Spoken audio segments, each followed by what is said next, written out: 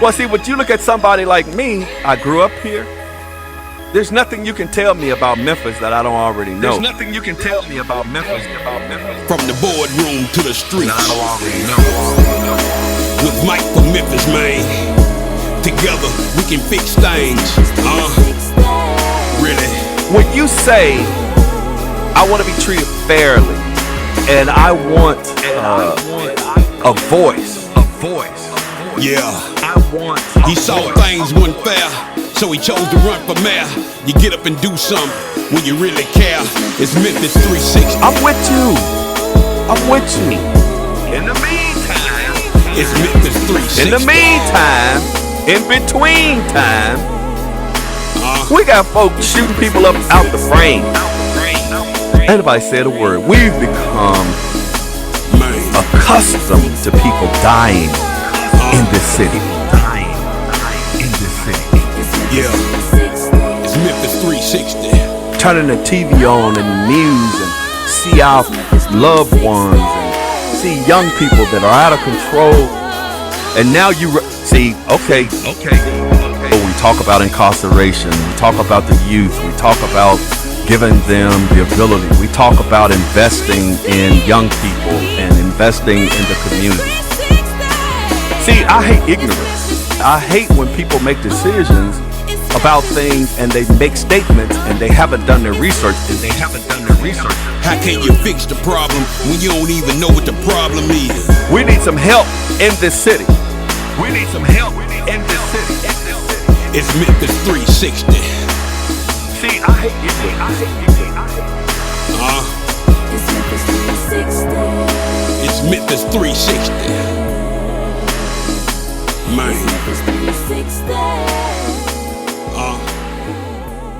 And hello, we'd like to welcome you to another edition of Memphis 360, the television show that goes from the boardroom to the streets. And I'd just like to say good evening. It is just a good day to be above ground here in the city of Memphis, Tennessee. I want to thank you guys so much for tuning in. I want to thank you guys so much for just supporting Memphis 360. We're getting out there, things are happening. And I just want to say, I love you. And look at Miss Debbie. Miss Debbie on it today, y'all. She done already got us up and moving. I'd like to thank SVP TV Network. There's so many people that assist Memphis 360 in its production and also in just supporting us. I'd like to thank Renisha Joy of Joyride in the City. She's always there doing graphics for a brother and just making sure that everything is okay. I'd like to thank my wife, who always allows me the ability to be able to come out and share me with you guys in the community doing all of this great stuff. I have a special guest in the studio tonight, Miss Neva the Diva, Neva Magruder. She is the founder of the Divas of Olive Branch. You've also seen her on the popular TV show Bring It with her and Diana, always doing their little thing or what have you. And she is also a native Memphian. Grew up here in the city of Memphis, have done great and wonderful things here in the city of Memphis, a product of the city of Memphis schools. And would say yes? Yes. Came up in North Memphis, y'all. She's another native North Memphian. And a lot of people don't know it, but I am so proud to say as well, she is my cousin. Yes. She is actually my first cousin. My mother and her mother are sisters. And we always talk about, all the success that she has had and just working over in Japan, working up in Detroit, for all of these big companies, working, and I ain't gonna call all of the companies' names, but working for all of these big companies and just doing great and wonderful things all over the world, and all of the people that she have come in contact with and all of the things that she is doing. I am so proud, so very, very proud of my little cousin, Neva Lanice Magruder Burke. Let me tell you, another reason she wanted to come on the show too, though, is Neva is a 2-time cancer survivor. And we thank God that Neva has been able to deal with that. She has persevered, and look at her. She's here doing great and wonderful things still in the city of Memphis and all over the place. I see little Raven Magruder that's on the line tonight, and that's Neva's daughter. She's down in Florida doing great and wonderful things as well, working on her master's degree, and we're so proud, so proud of her. So tell the people a little bit about you, Neva. Well, like you said, first of all, I want to give honor to God. You know, certainly I'm so proud to be with you all. And I want to thank my cousin. I'm so proud of him. He's done so many great and wonderful things throughout the city of Memphis and have given so much of himself and service. Thank and all you, that. thank you. And I think that's how we came up. That's how we were raised, to, you know, give service and be good people, make good decisions, try to do the right thing. And I'm just so proud of all the paths that we've all taken. Right. Yeah, I grew up in North Memphis, product of Caldwell Elementary School. Shout out to Caldwell. We lived at Wells and Thomas.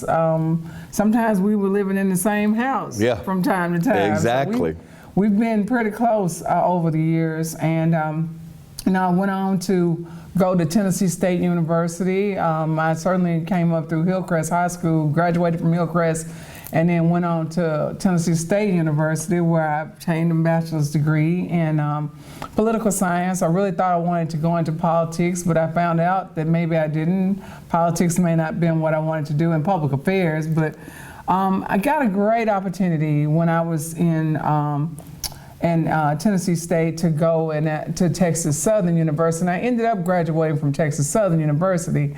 So I started off at Tennessee State, that TSU, and I ended up at the other TSU and graduated.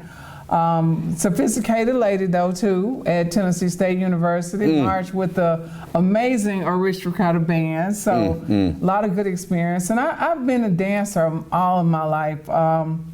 I started dancing in the local dance teams here in Memphis, and I've gone through a lot of different dance programs and a lot of different coaching from different.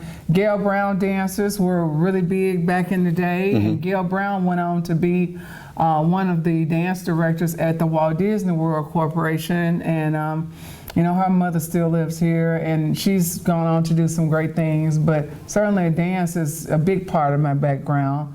But I went on to graduate from Texas Southern University, and I had a wonderful job, not in public affairs or political science, but it was in human resources. Oh.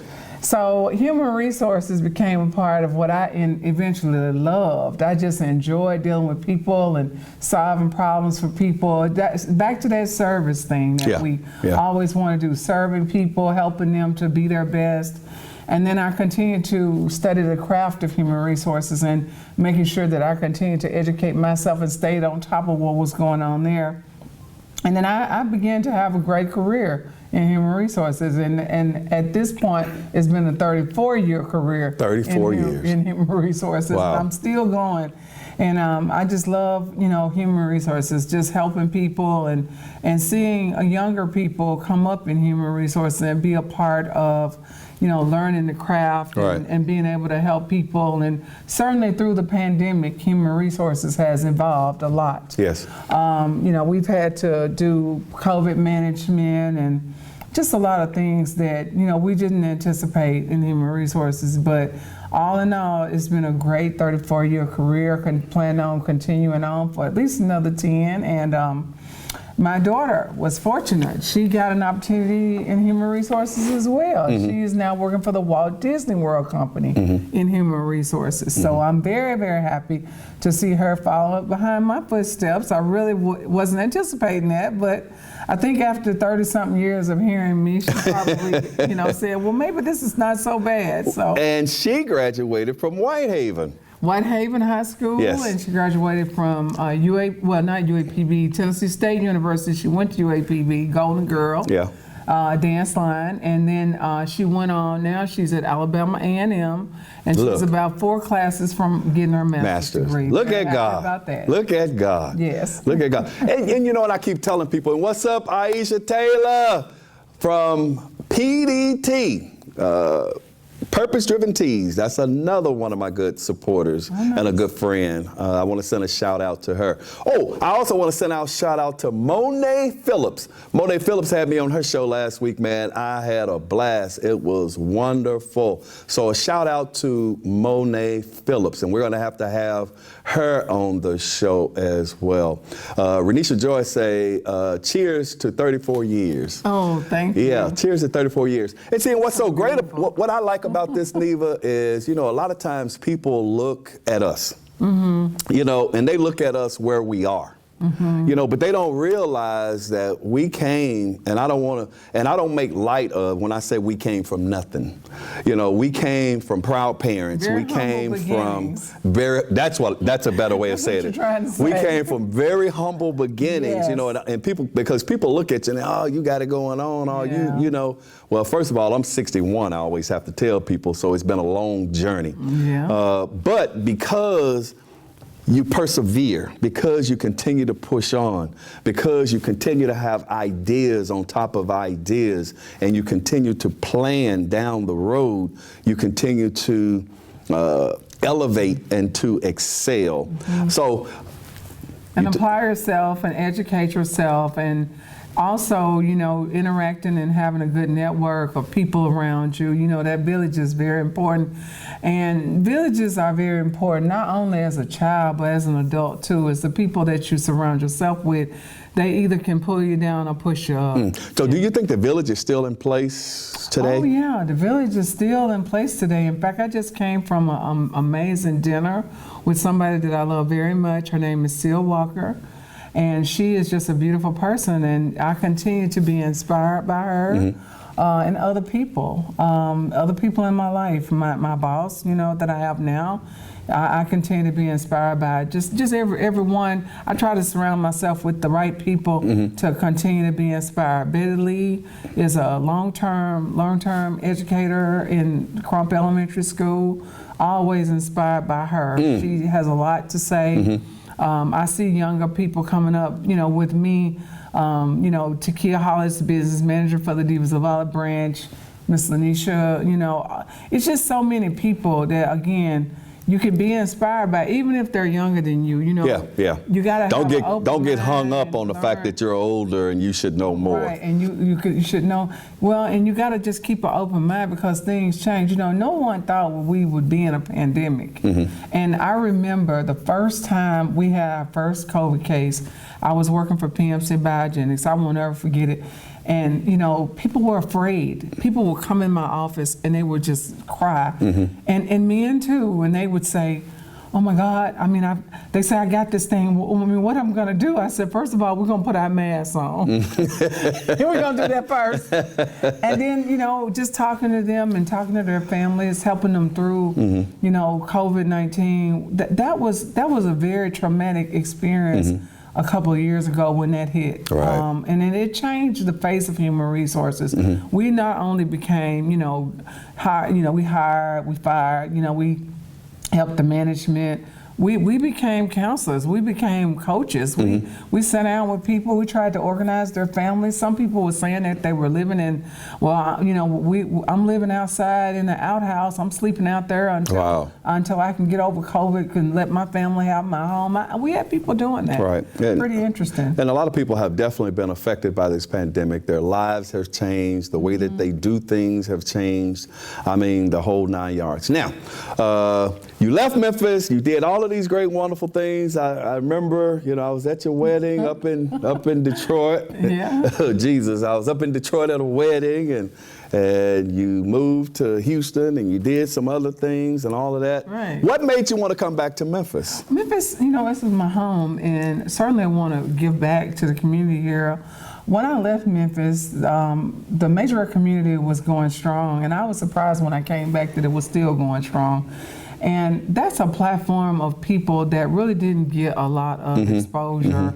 A lot of coaches have given up so much of their life to coach girls in dance, and Right. there's so much more that we do as coaches of dance. You know, I haven't done it in a while, certainly because I've been recovering from breast cancer, and I can't wait to start talking about that. And we're gonna get there, but I want to. But the coaches in Memphis have made major contributions to the lives of young women and men in the whole dance world, and I was so happy when Bring It became a TV show.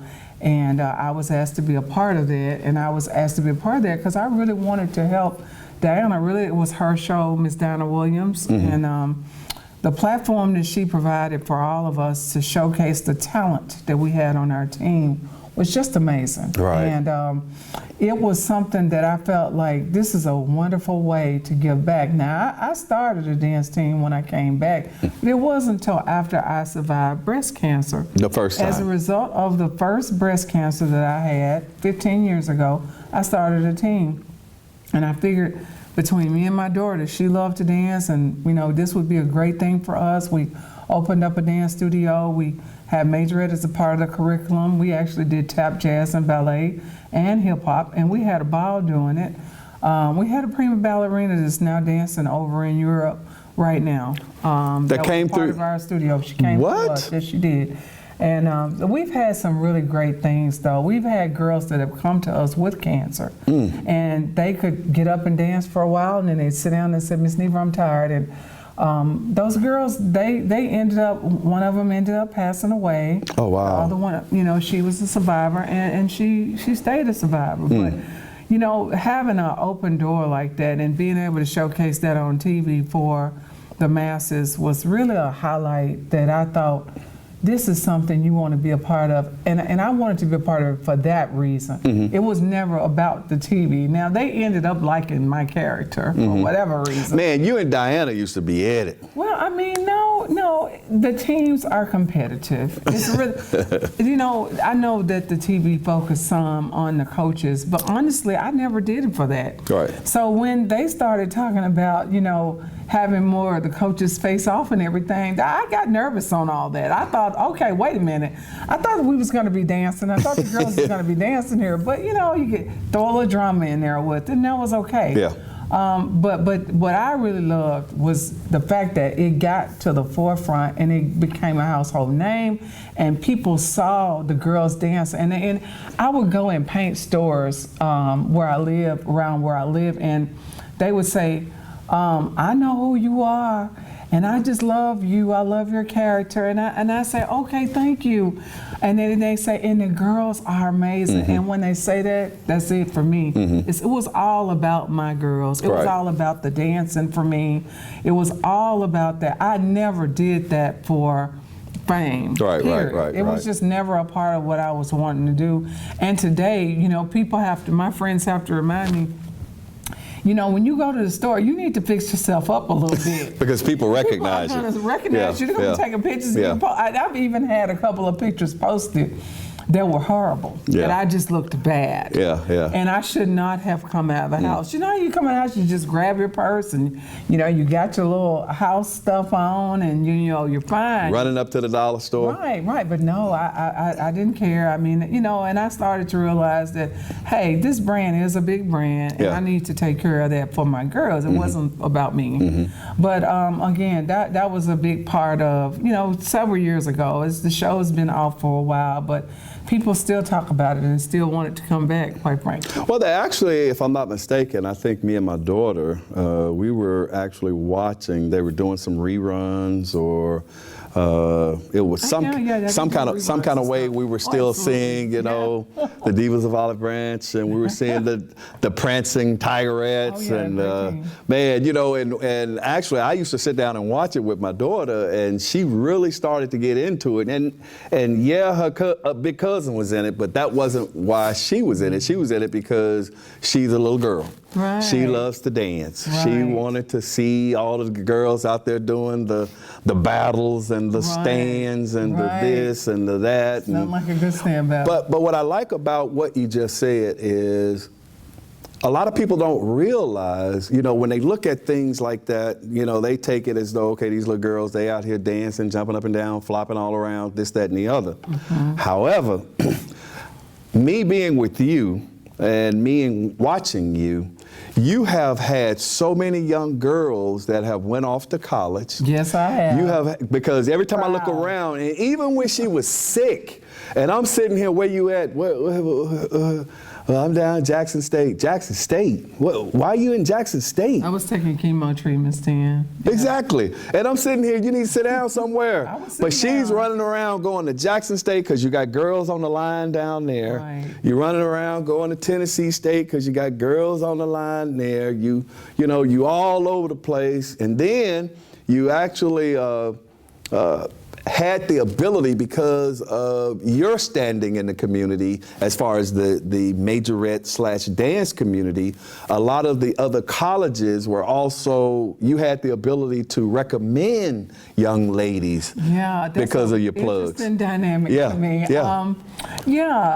I sometimes do get calls and they'll ask me, how many seniors do you have? And so far, the last 3 years, I've gotten calls, or a band director will, you know, when I see them out somewhere, or if I'm at their game, they'll say, how many seniors you got? And, you know, I want all of them. Or just make sure they all come to me, let me know who they are, you know.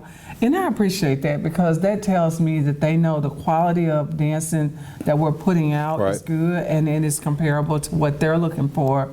And the other thing is, I am very proud of the college girls. I've got a couple of seniors, real powerful seniors, that's coming out next year. Really? Yeah, and I'm proud of all of them. Academically, my girls are very, very, they're very high achieving. They have either straight A's, 4.0s, 4.5s.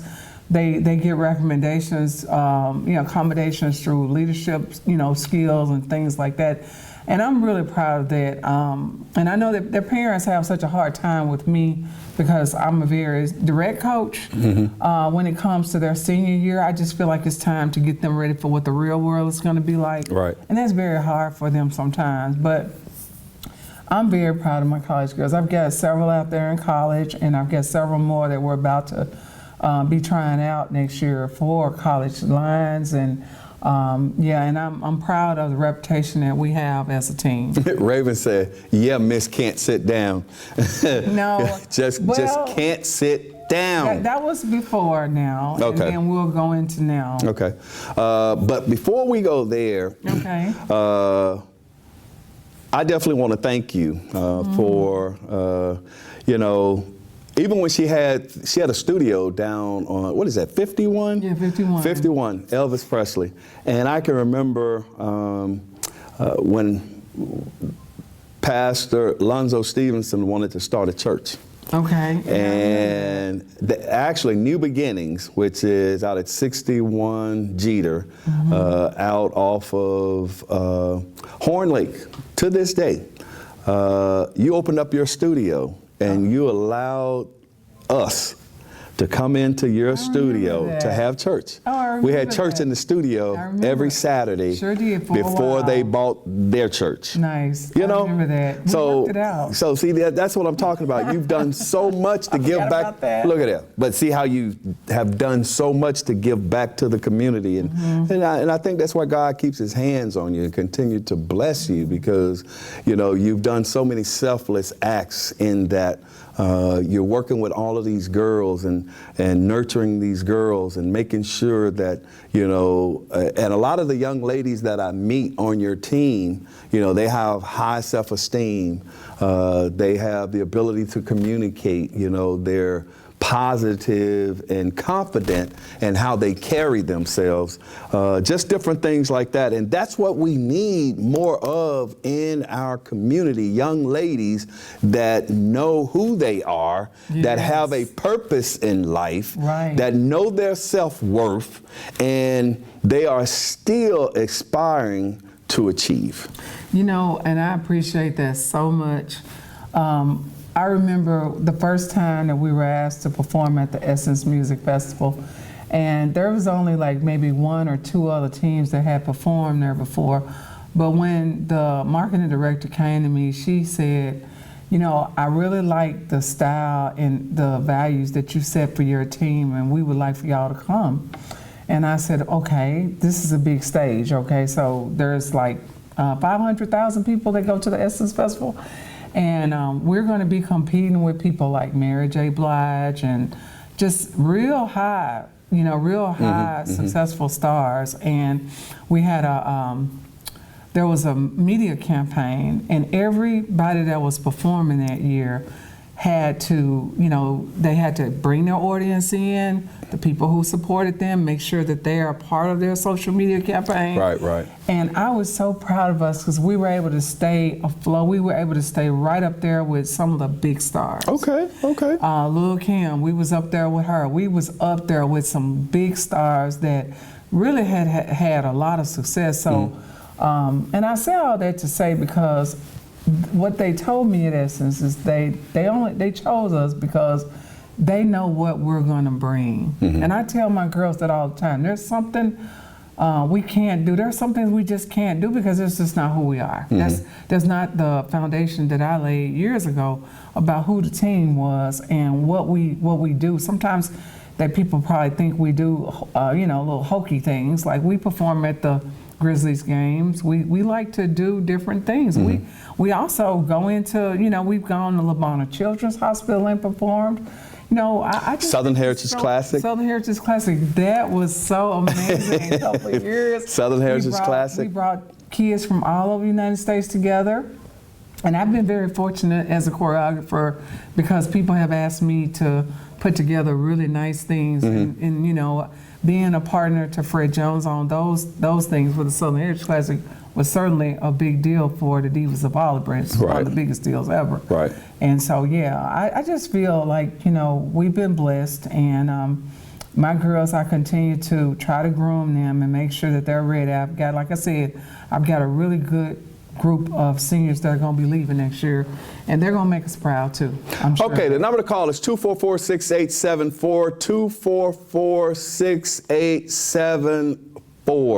If you want to talk to Neva the Diva, the founder of the Divas of Olive Branch and a two-time cancer survivor. We haven't really gotten into the cancer part and yet. That's why we're here. But I've been putting that off because I'm a believer that I definitely want people to know who's here.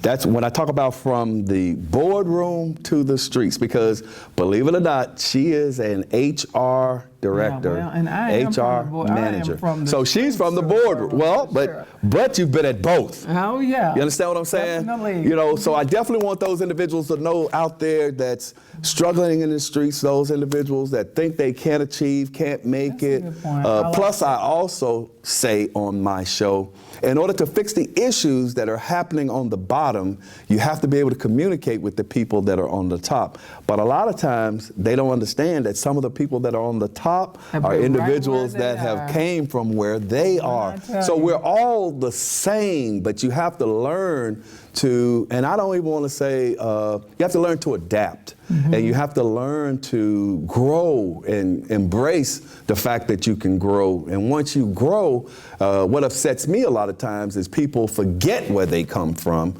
or you have those individuals on the top trying to fix what's on the bottom and they really don't know about the bottom. But see, Neva is one of those individuals like me that came from humble beginnings. You always say she tries to be so proper and so politically correct, but you know me, I'm a little raw around the edges, but I'm trying to be nice because my cousin here. Right. So those that have come from humble beginnings a lot of times forget to be humble, and they forget that they come from humble beginnings. But the number to call is 244-6874, 244-6874. Now let's get into the cancer part. Yeah. First of all, tell us about, I don't want to get to the second time, but the first, because you're a two-time cancer survivor. Right. So tell us about the first time. You know, this part of what we're going to do is very special to me because, you know, I have been through quite a lot. Yes. And I want to use this time for people who are out there who potentially are going through, or you're making decisions, or you're trying to figure out your life and trying to figure out what you're going to do in the midst of everything else in the world that's going on. Because My first time for breast cancer, I went to a routine physical. Where I worked, they wanted executives to go every 6 months to get a physical. And I did a routine physical. 7 in the morning, I thought, let me pop in here, I'm gonna get this physical, and I'm gonna get on back to work. Because I'm a very hard worker. I saw my dad grow up as a worker, and I saw him, he was a foot soldier postman. And back in those days, they walked everywhere. They had a truck, but they didn't use it very much. And he would get up at 3 or 3:30 in the morning if it was sleeting outside to make sure that he made it to work by 5 o'clock. So, you know, I grew up seeing that. And I've been fortunate because I grew up with seeing very strong work ethic. So I had a very strong work ethic. I didn't even like going to the doctor when it was during the work time, because I just feel like work time is work time. I mean, you figure that out after time, because that's what I grew up seeing. So I get up at, I'm at the doctor's office at 7, I'm getting my physical, and man, I'm 30 minutes into the physical, the doctor came out and he said, we're gonna talk to you in this office over here. And I said, well, why do we need to talk over here? Ain't I'm about to go back to work? I'm ready to go back to work. And he was like, no, in fact, we're gonna bring the chaplain in. I'm like, the chaplain in? Wow. Yeah. Wow. Yep, you can take a call. You wanna take a call? Go ahead, caller. You're on Memphis 360. Hi, I'm calling in with a question for Neva Magruder. Yes. Okay. Are you taking questions now? Yes, ma'am. Okay, great. Is this Michael? Yes, it is. Oh, it is? Okay, well, your voice sounded different. Oh, I'm sorry. Yes, this is Mike. This is Mike Williams. Okay. I know, it was your official voice. Yes, ma'am. Did I call back too soon? No, you are fine. You're good. You may go ahead go with your question. You're fine. Okay. So all I would like to say is hello, Neva. Hello. Just want to say we are all so proud of you. Thank you for sharing your journey. Oh. You're an amazing woman with the courage to face cancer 2 times. Wow. Like you have. Thank you. And for anyone out there that is listening and has a problem in their life, what is your advice to get through all of the obstacles? Well, I thank you for the question. Listen, and I think that's still Walker on the line. Yes, it is. Well, like I talked about as a child, having a strong village. Yes. You have to have a strong village when you're getting through something like that, especially a 2-time cancer survivor. I think, having a strong faith, I know everybody don't have faith, or, they don't have religion, but you really have to believe that things are going to be better. They're going to get better, and you really have to pray a lot, because I'm a praying person, and you really have to see and really try to get the value out of what people are saying to you. Because what I found is that I have 2 oncologists, and I have 3 surgeons that looked at me, and they all had different things that they were reading out of my folder. I took my folder myself and read it though. And I started doing my research myself. And then I had some amazing people in my village that they were saying things to me to get me to think. I know there's still Walker's on the phone, but she gave me so much to think about. Patrice Martin, a lot of people know her as Patrice Moses, gave me a lot to think about. Right. Lenora Boyd, she was a 2-time cancer survivor and mastectomy. She had already had a mastectomy, double mastectomy. She gave me a lot to think about. Wow. And people, like Betty Lee, my sister Tori Burke, they gave me a lot to think about. And at the end of the day, it was my decision. But I think God sends you amazing people when you pray and you have faith. Okay. And they help you through those situations. You got to be open to it, though. You got to actually be open to it. Even my boss, people on my job, just little things that they would say to me would help me to think about things differently. Right. Because remember, I'm not used to being away from work. I'm not used to being down. I'm the one of those hard-charging people. I want to keep going. And sometimes you can't always keep going. You got to just take a step back. You got to stop and take care of yourself. And you do have to take care of yourself. And I know there is so many people out here that's ambitious, and they're just like me. They want to work hard. They want to achieve things. They want to, solve world hunger. But sometimes, every now and then, this is the one time in my life when I had to really, I had to back up. I had to back up and really think about, what are these amazing people in my life really saying to me? Right. What do they really mean by what they say? And is it relevant? And the things that I found relevant, I move forward with. And I'm telling you, I feel so blessed as a result of that. I know that all of the decisions I made were inspired by God, and I know that God led me through those people. Wow. I'm telling you, that's how it happened. Okay. Anything else, Miss Walker? No, thank you. God bless you both, and thank you for sharing your journey. Okay, well, thank you, and God Thank bless so you much as for the well. call. All right. All right. Okay, the number to call is 244-6874, 244-6874. If you have any questions for Neva, we're currently talking. She's a 2-time cancer survivor, and she was telling us about the first time that she was diagnosed with cancer, and I'm going to get her to continue that story. Yeah. So the doctor pulled you to the side. He put me to the side, and the next thing I knew, I was going to get a biopsy, and Wow. the next thing I knew, I was headed into treatment. Wow. And quite a lot to take in at that moment. We were very young back then too. So I mean, I had cancer at 40, around 40 years old. So that was, it was devastating. It was hard to get through in terms of mentally, but physically, I was in good shape. So I was able to really keep myself together during the chemo treatments. What I want to say to people today is your health is very important. As I see so many young people that are, they morbidly obese. I see so many people who they don't eat right. They don't even think about eating right. They just keep going to fast foods and things like that. They don't really pay attention to how they feel, because they couldn't feel good consuming all of those things. And I want to say to them that all of those things really, that they build a bridge to wherever you're going to be later on in life. So you got to be careful early on. Exactly. I exercised because I was, dancing, and every day was I'm starting a new diet. So that was kind of good because at least I had it on my mind. But I see a lot of people these days that are not even thinking about the impact on the food intake that they have. Because food intake can cause a lot of things, bad food, like diabetes, heart disease, Yes.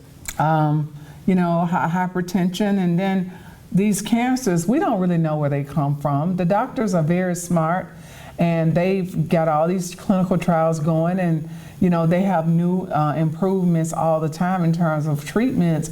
But we got to treat ourselves better early on in life, in our 20s, so that later on we can feel the benefit of how we treated ourselves. And I think, I even though I know I wasn't able to do all that in my 20s, I'm saying it to the younger people now. It's going to count later on. I'm a living witness to that.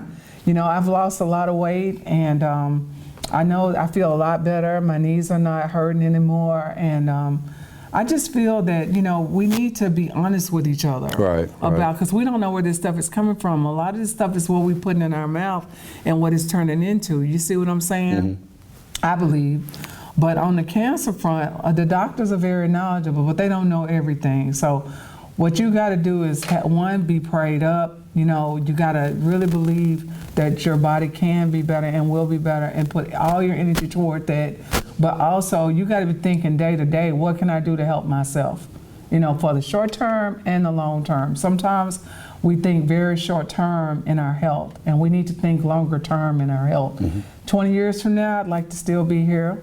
20 years from now, I'd like to still be able to do some of the things that I do now. Right. But what is going to get me to that? That's where that's where really good thoughts and really good foods and really good exercise is going to come in. So that's on the first breast cancer. And I know I say it a lot because I want to make sure that I get all of that in, because that's important. That's very, very important. And just having your breast exams, like I didn't examine myself back then at 40. I didn't even know that I had anything until they told me. Right. And my whole world changed in one day, one morning. Everything changed. Everything changed. Everything got tossed upside down.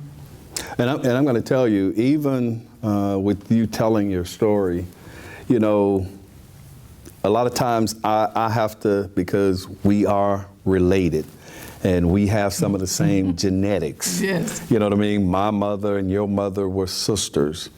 And I have to think sometime, because my brother died of lung, kidney, and colon cancer. My father died of prostate cancer. Okay. I think our grandmother, Samela, she died of some form Of of cancer. She cancer. did. You know what I mean? So it kind of runs in our family. It does. So a lot of times, you know, man, I go get colonostomies. You know, my doctor, he be like, Michael, you sure be in here a lot for a man. And I said, because I want to know. I got a lot of things that have happened in my family. And I want to make sure that even, you know, there's no guarantee that I won't contract something, but if I do, I want to catch it in its early stages. That's very important. You know what I mean? It's very important. So I do suggest that people do their breast exams, but I'm going to go on to the second cancer. Because I think, Before you do that, can we, Okay. because I don't think we're through with the first one yet. okay. Because this was the first time that you experienced chemo, yes? Chemotherapy, right? Did you do radiation? I did radiation. I did, So kind of tell us about that journey. So I did 33 rounds of 33. 33 rounds of chemo Wow. and 20-some rounds of radiation. Wow. It was a lot. It was a lot. I did a lot because they wanted to do the most to make sure that it never came back. I was young enough to be able to do all of that, and I did it. And it fared me well for 15 years. Right. It did. And I started Divas of Olive Branch as a result of surviving breast cancer. It was something I wanted to do to give back. And you know, when you're in that position, you do a lot of talking to God about what's important. You do a lot. You make a lot of promises, and those were promises that I had to keep. Wow. And the Divas of Olive Branch was one of them. And I've been doing that ever since. Somebody said, do you mind telling us what type of cancer you had and what made you decide the type of surgery you received? I think that's on the second one. Okay. Well, first of all, let's just... I had breast cancer. Okay. I had breast cancer. Was it both times? Both times. Okay. Okay. And you ready to go to the second one? We talked about the radiation. We talked about the chemo. I lost my hair. I lost my nails. All my nails popped off. I won't never Are you forget. serious? Oh yeah, I would be sitting in meetings like this because, you know, I'm a workaholic. So I wanted to go back to work. I went back to work. Right. I mean, and oh my God, I was working for Thomas & Betts. I will never forget it. I was walking in the building and people would stand at the window and they would clap for me because I refused to park in a handicap parking. Wow. So I parked in a regular parking space no matter what time I got there and no matter how far away it was. It took me 30 minutes sometimes to get in the building. Are you serious? No, I would walk one step at a time and I would break out in a cold sweat from the chemo and water would just be pouring off of my face, honestly. Wow. And I would walk in and I could just see people at the window. They would be clapping. My boss made sure they did that for me. You know, and he would, and when I got to the door, he would be doing this. You got this. Yeah. And that was Thomas & Betts? That was at Thomas & Betts. Wow. Okay. Okay, so now we got through the first round. You recovered. You started the Divas of Olive Branch. Right.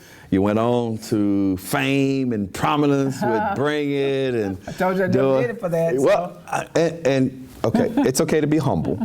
And I know you didn't do it for that, but That's what happened. And I'm still really shy around that. Right. That's crazy. I know, because every time I bring it up, you kind of try to back up off of it. Yeah. But I'm not going to let you forget it, because I loved turning on TLC or whatever that was, and looking forward to Divas of Olive Branch, because I knew my cousin was going to be on there, and I know her and Diana was going to be having some kind of whatever. But and I also know that the producers of the show, you know, they create stuff. So it kind of, because if you're going to sell shows and if you're going to stay on the air, you got to have some kind of whatever going on. But I was so proud of you. I was proud. I was actually proud to see all of the little dance groups from the city of Memphis. Because like I said, I knew the Dancing Tiger, the Prancing Tigers and the Tigerettes and the this and the that. And to watch all of the individuals who was actually dedicating their time. Because I remember when we were growing up, Peaches. You remember Peaches? Oh, there was nobody like Peaches. You remember Peaches? Peaches and the Cotton Carnival Parade. Ooh. You could see Peaches coming down in the Cotton Carnival Parade, and their legs would be to the roof. Man, Peaches with the, but you know, good. she had the boys with the drums behind the Peaches girls and doing whatever. Yes, I remember Peaches. Okay, so now let's go to the second time, because we got about 15 minutes left. I know, 15 years later, honestly, I was at work and I was celebrating 15 years cancer-free. God. I had the most beautiful pink wreath on my door. Okay. And I celebrated. A week later, I had a doctor's appointment. Well, no, I didn't, not yet. A week later, I was in the shower. I rubbed my hand under one of my breasts, and I was just in shock. Oh, wow. There was something there that I didn't understand. Yeah. And I thought, okay.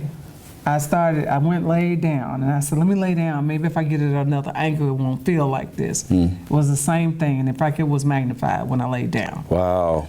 So I thought, okay, let me get on the phone with my surgeon, you know, from the first time. And Dr. Morose who was my surgeon. She did an amazing job. She was an artist. So I called her. I said, hey, you know, and I had been getting treatment. I had been getting mammograms every 3 months.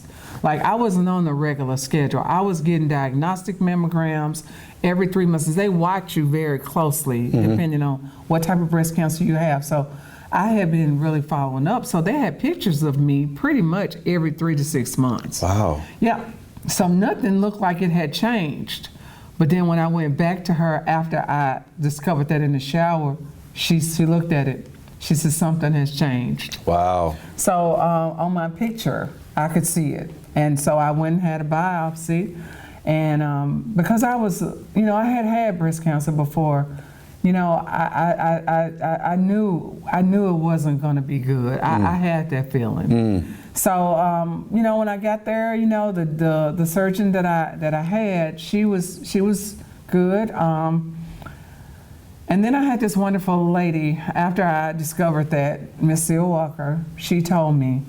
We had lunch, and we sat down and we talked, and she said, you know, if you got it, I was telling her, look, man, they saying I might have to have a mastectomy, you know, I might, you know, have to go through chemo, I might have to do all of this. So I went through the chemo for about 4 months, but the chemo didn't work.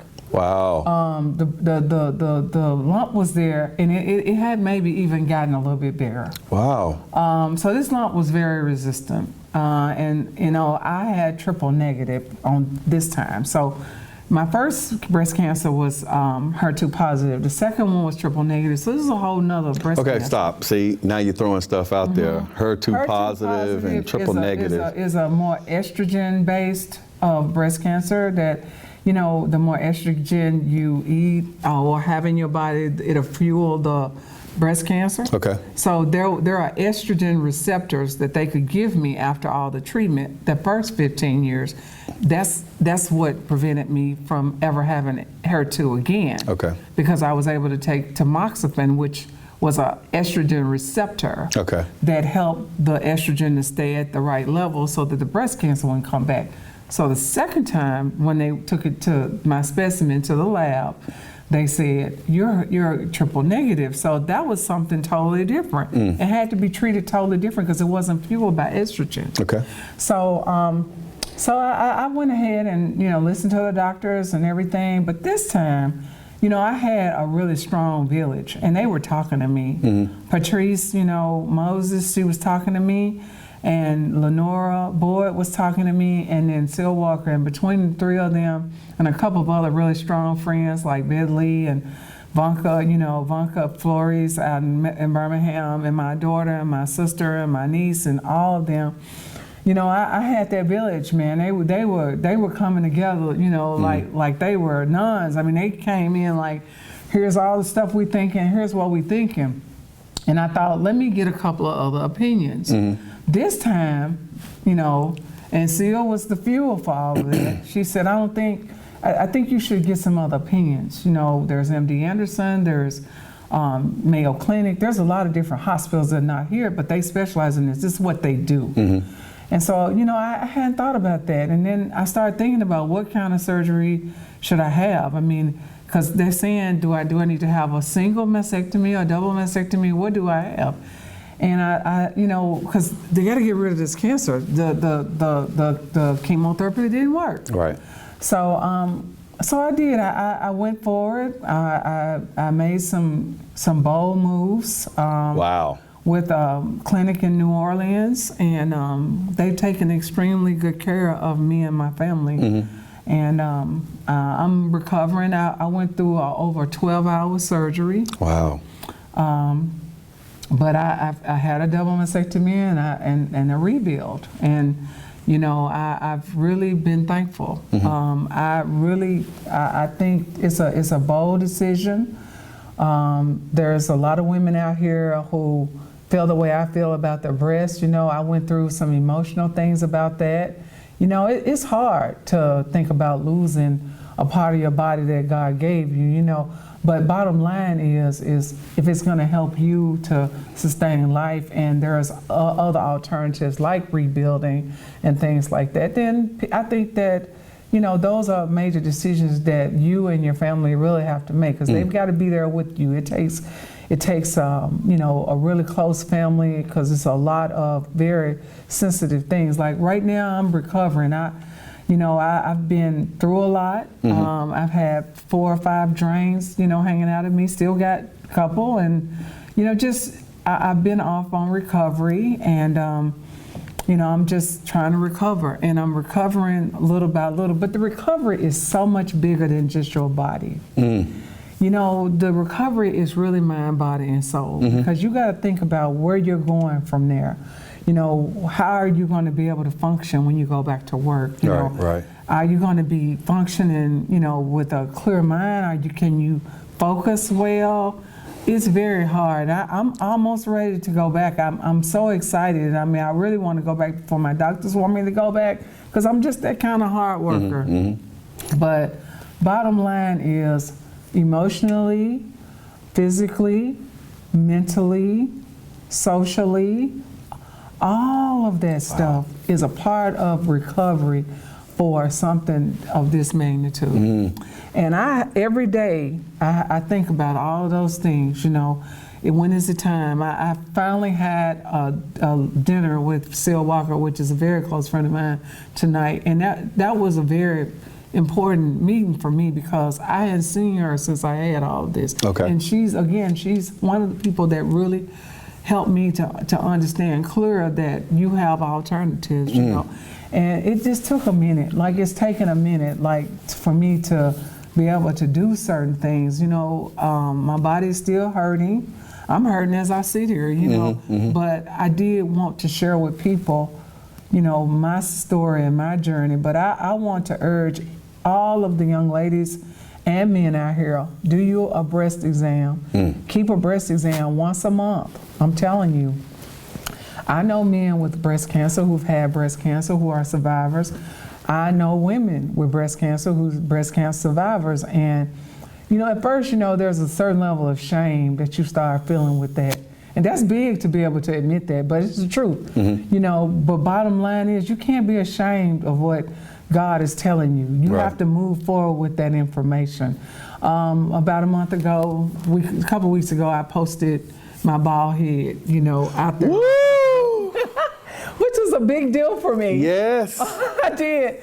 Well, you know what? Because I can't be ashamed of the blessing that God has given me. Because as I sit here, I am cancer free. And my margins were clear, and so was my lymph node, so it didn't get out. And but I mean, there's just I see I got another call.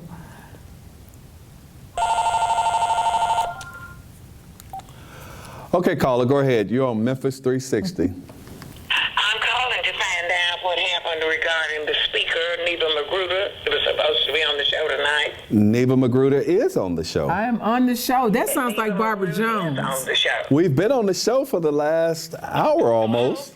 Yes. Oh, Michael, this is Janet and Miss Jones. I knew. Oh, I knew. hey, how are Yes. you? We're doing good. We're trying to find the show, but we can't find it. If you go to my page, Michael R. Williams, Your on Facebook page? Facebook, It's you'll on you'll Facebook. find it. Okay. Okay, all right, we will. Okay. Yeah. All right. All right. Bye. So bottom line is, I just want to say that I know I talk with a lot of women, and they'll say, well, I haven't had a breast exam in a long time, or they'll say, well, I mean, I really need to get into the doctor. I just want to urge everyone not to put your health off and do your breast exams, and do go and get your preventive care. Preventive care is so important because, again, my first cancer was found through preventive care. Okay. I was just going to the doctor as a follow-up because that's what I was supposed to do. But that's preventive care.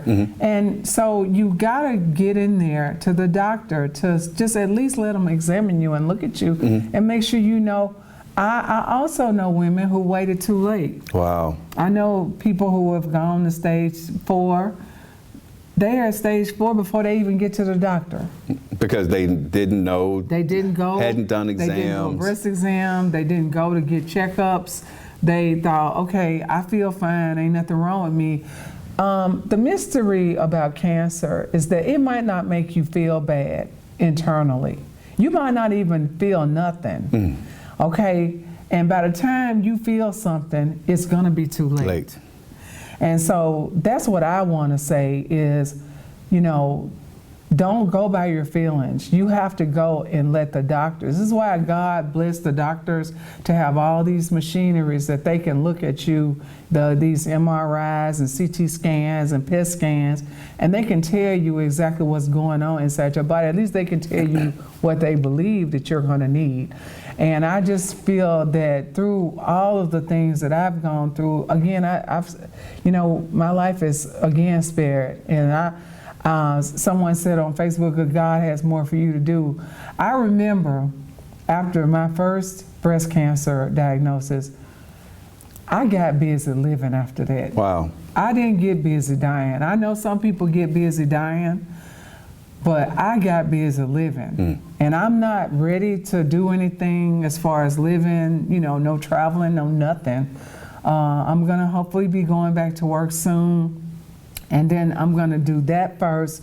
And then as I get stronger, I'm gonna get busy living again. I can tell you that. Because, again, you have to thank God for what time He's given you, no matter what. And I had to keep that in front of me because, it could get you down. It could take you places that, you never thought you'd go, like physically and mentally. And I will also say to breast cancer survivors, sometimes we need a psychiatrist too. Wow. Yes. I've had to talk to some people, here and there just to make sure I'm clear on how I'm thinking, and I appreciate that. Sometimes separate from your family and your friends, you just gotta have someone that you can just talk to, just to bounce things off of. And you are trying to organize your husband, your child, your job, your life, and what about me? How do I fit in this whole big picture? It's a whole lot to manage, but through the grace of God and your village is going to consist of your psychiatrist, your friends and your family, people who have survived it, and they can give you your doctors. Your village is a whole lot of people. And I just urge people to not don't go within, go out and figure it out. Let everybody help you with that. That's very important. You know, this is one of the only shows that I have not talked a lot. And I have not talked a lot, and you were saying, I don't know how I'm going to talk an hour. I did. Jesus, an hour is a long time. did. Michael, I'm don't you gonna have be another exhausted. guest? Is somebody else going to be talking? Because I can't do it for an did hour. say that. And I told her, I said, an hour is going to fly by. You said An hour it. is going to fly by. And I just want to let you know that, Neva came on the show because she wanted to educate and she wanted to tell her story. She wanted people to know, the things that she had experienced and been through with breast cancer, and maybe that there was something that she would be able to tell you guys out there so that you can't prevent people from going through what they're going to go through, but you can give them tips on how to go through it, how to prevent it, or do preventive maintenance, or even once you have contracted it. Because I'm going to tell you, I remember the day you called me and you told me, she didn't want to tell me, kinda. And I think it had got to a point to where she had to tell me because things were rolling. And she told me, and I'm going to tell you, my heart dropped. And my heart dropped because it was kind of like, I remember the first time that you had went through breast cancer. And then since you had went through breast cancer, I had lost my father to prostate cancer, and I had lost my brother to liver, kidney, and colon cancer. Oh, wow. So I know the effects of cancer, but my brother, he didn't want to necessarily go through chemo or radiation, because by the time they diagnosed it and found out, he had stage 4 already, and he said, I don't want to be under drugs and all of this. I just want to live my last days cognizant of what's going on. And my father, let me tell you how I found out about my father. How? My father had been going to the doctor, and I just kind of watched him, and I noticed something. And you know how dads are. He didn't tell anybody that he had cancer. Wow. So I went to the doctor with him one day, and I said, next time you go to the doctor, I'm going with you. And he's like, okay, come on, just as nonchalant. And I went to the doctor with him. I remember like it was yesterday. It was out there at Poplar and Yates. It was a doctor's office out there. And when he got there, and when we was going back to the back, I told the doctor, I said, I'm coming back. And the doctor looked at me, and the doctor looked at my dad, and he said, is it okay for him to come back? And my dad said, yeah, sure. So I go back there, they're talking about cancer. And I'm sitting here going, You're in shock. I'm like, what? What happened here? Right, you didn't tell me that. When were you going to tell? He hadn't told he didn't tell his mom, he didn't tell his sister, he didn't tell anybody. So I'm sitting here going, when were you going to tell somebody? He said, I didn't want to worry anybody. And I'm sitting here saying, what? And it was stage 4, prostate cancer. Wow. Less than 6 weeks after that appointment, my father passed. Wow. Less than 6 weeks. And I'm sitting here going, Jesus Christ, what the heck is, So when she told me that she wanted to come on here and tell her story, I definitely wanted her to do that, because it's like, people can tell you, but when people have went through and people have experienced, then hopefully they can touch somebody just a little bit deeper. Well, I want to tell you that I want to thank all of the people who have been with me. The Diva family are very patient.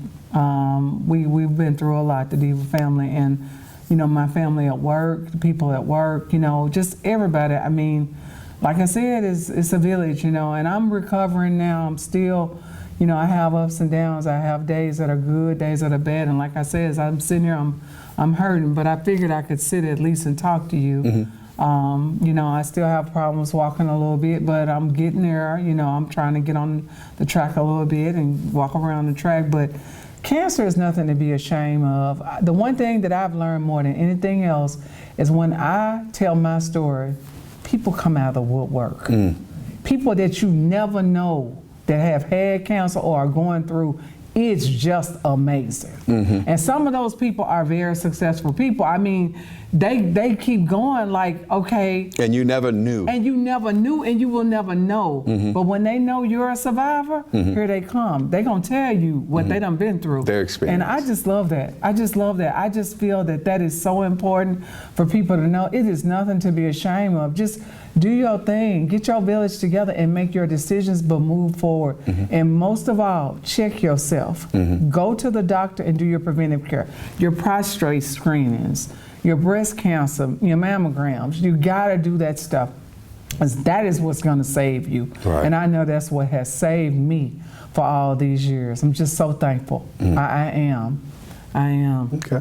And then I want to just let everybody know that, you know, this stuff affects your child. And I want to tell you that my child is an amazing woman, because she was really there for me. She was. She was really there for me. No, she is. She is. Yeah, she is. Yep. The recovery process, she wanted to know about it. The recovery process is long. You have days like, I'm ready to go back to work. I'm just ready to get going. But you can't, because you start feeling tired and your body is broke down. Lord. You've been through 12, I mean, I've been through over 12 You know what, hours people? of She surgery. finna go down this road. I know. But I'm saying, when she got back from New Orleans and she had just had the surgery, she had to stay down there for so many days. Yeah, I remember. And Yeah. number one, I didn't know she was back. Yeah. And I'm gonna tell you why I didn't know she was back, because I started looking on Facebook and I see her in other states. And I'm sitting here going, where are you? And Yeah. she's like, well, I've been home, and I'm at home, and Right. and next thing I know, you down. I'm back in New Orleans, and then I'm back to here. In and Florida? Back in New Orleans. No, no, you'd I have didn't been go to to Florida. No, I didn't go to Florida, but I've been back and forward to New Orleans. Okay. Okay. And because I've had to have several treatments, you know, I had to go back and forward to meet with the doctors quite a lot. I know you were gone, and I'm sitting here going, I was Jesus gone. Yeah. Christ, what the heck is going on? Well, hey, I want to thank you so much, Neva, for coming in and sharing your story. I know some of that was personal, because was. just like when you talked about the picture that you put on Facebook, that threw me for a loop too. I know it. You know what I mean? Because I've never seen her without hair. Celebrating the greatness of God. And that was bold. Grace and mercy To is what actually I've put received. that picture up there, because was. me as her cousin, her first cousin, and we tight. I had know. never seen her with no hair. Well, and women are vain about their hair. I mean, you know, it's all good, but grace and mercy is what made me do that. But it blew my mind, I'm telling you. But I want to thank you so much for coming on to Memphis 360 and Thank you sharing for your letting me story. come on. And like I said, I hope that this helps somebody. This is not a show that we trying to impress nobody or get ratings or anything Yeah. like that. Hopefully it's a show that's going to help somebody that needs help. And believe it, it's going to be some people out there that are going to be looking, and they haven't told anybody, or they may be going through a situation. And we just hope that this show and Neva coming out telling her story just inspires somebody. Yes. And if you want to get a hold of Neva, please get in touch with me. You can inbox me on my Facebook page. But you'll also be able to see this on Roku, Apple TV, Uverse. You'll be able to see it on Comcast. This is just the taping. And Miss Debbie's going to go in and work her magic and do all of the trimmings and make it into a beautiful show. And we're going to post it up. And this is probably going to be one of my favorite shows, other than the show I did with my wife last week. Well, I'm going to be very tired, because this has been the most that I've done in a while. And we want to thank you. Yeah, I'm going to go home and take my medicine and do what the doctor said. That's what I'm about to do. Hey, I want to thank you so much once again for tuning in to Memphis 360. It's been a plum-pleasing pleasure. It's been a pleasure. And until next week, same time, same location, be blessed, be strong, be encouraged, and we'll see you next week. Memphis 360. Man.